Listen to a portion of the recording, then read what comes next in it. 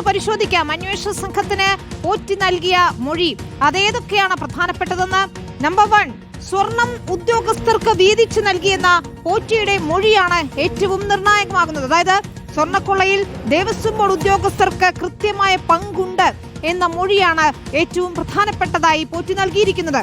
മറ്റൊന്ന് ഇതിന്റെ ഗൂഢാലോചനയാണ്. ഗൂഢാലോചനയിലും ദേവസ്വം ഉദ്യോഗസ്ഥർക്ക് പങ്കുണ്ട് എന്നതാണ് ഏറ്റവും പ്രധാനപ്പെട്ട കാര്യം. താൻ സ്പോൺസറായി എത്തിയത് മുതൽ ഗൂഢാലോചനയിൽ ഉദ്യോഗസ്ഥർക്ക് അടക്കം പങ്കുണ്ടെന്ന് പോറ്റി പറയുന്നു. തട്ടിയെടുത്ത സ്വർണം കൈമാറിയത് കൽപേഷ് എന്നയാൾക്കാണ്. ഈ കൽപേഷ് എന്നയാൾ എത്തിയത് ഗൂഢാലോചനയുടെ ഭാഗമായിട്ടാണ് എന്നുകൂടിയാണ് പോറ്റി അന്വേഷണ ഉദ്യോഗസ്ഥർക്ക് മൊഴി നൽകിയിരിക്കുന്നത്.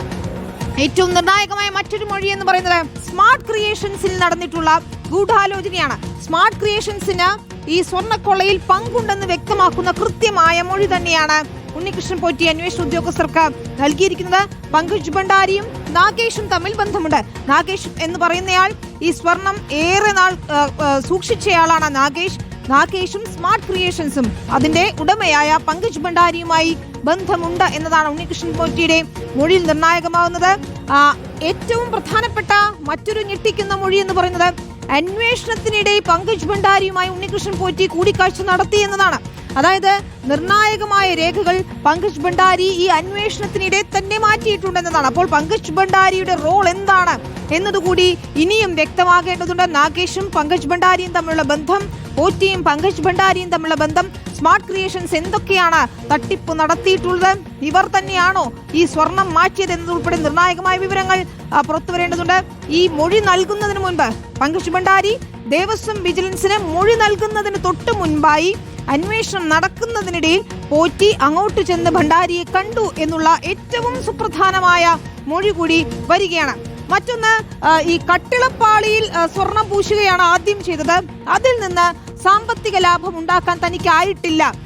അത് വലിയ നഷ്ടത്തിൽ കലാശിച്ചു. 3 ലക്ഷം രൂപയാണ് നഷ്ടമായി സംഭവിച്ചത്. അതായത് ആദ്യം സ്വർണം പൂശുന്നത് കട്ടിളപ്പാളിയിലാണ്. അതിൽ തനിക്ക് 3 ലക്ഷം രൂപ നഷ്ടം സംഭവിച്ചു എന്നതാണ് ഉണ്ണികൃഷ്ണൻ പോറ്റി പറയുന്നത്.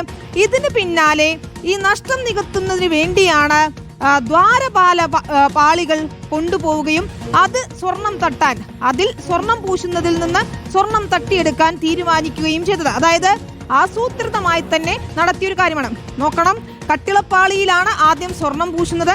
അത് നഷ്ടത്തിൽ കലാശിച്ചു. 3 ലക്ഷം രൂപയോളം ഉണ്ണികൃഷ്ണൻ പോറ്റിക്ക് നഷ്ടം സംഭവിച്ചു. എന്നാൽ അതിന്റെ പകരത്തിനായി അല്ലെങ്കിൽ അത് നികത്തുന്നതിനായിട്ടാണ് ഈ ദ്വാരപാലക പാളികളിൽ സ്വർണം പൂശാമെന്ന പുതിയ തട്ടിപ്പ് ഉണ്ണികൃഷ്ണൻ പോറ്റി ആസൂത്രണം ചെയ്യുന്നതും ദ്വാരപാലക പാളികൾ സ്വർണം പൂശുന്നതിനായി കൊണ്ടുപോകുന്നതും അതാണ് വലിയ വിവാദത്തിലേക്ക് കലാശിക്കുകയും ചെയ്തത്. ഏതായാലും ഏറ്റവും നിർണായകമെന്ന് പറയുന്നത് ഉദ്യോഗസ്ഥരുടെ പങ്ക് തന്നെയാണ്.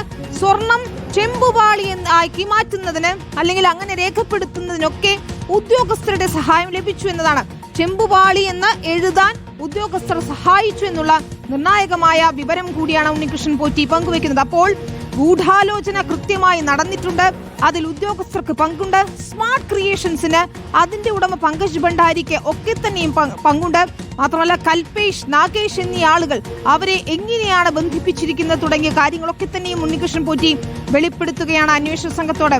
ഏറെ നിർണായകമായ വിവരങ്ങൾ തന്നെയാണ് പുറത്തു വന്നുകൊണ്ടിരിക്കുന്നത്. ഉണ്ണികൃഷ്ണൻ പോറ്റിയുടെ മൊഴിയുടെ ഓരോ അപ്ഡേറ്റുകളും പ്രേക്ഷകരിലേക്ക് റിപ്പോർട്ടർ ആദ്യം എത്തിക്കുകയും ചെയ്യുന്നുണ്ട്. ഈ വലിയ നെക്സസ് പുറത്തു വരുന്നതിന് വേണ്ടി ഉണ്ണികൃഷ്ണൻ പോറ്റി ഇപ്പോൾ വിശദമായി തന്നെ ചോദ്യം ചെയ്യുകയാണ് തിരുവനന്തപുരത്തെ ക്രൈംബ്രാഞ്ച് ഓഫീസിൽ അന്വേഷണ സംഘം.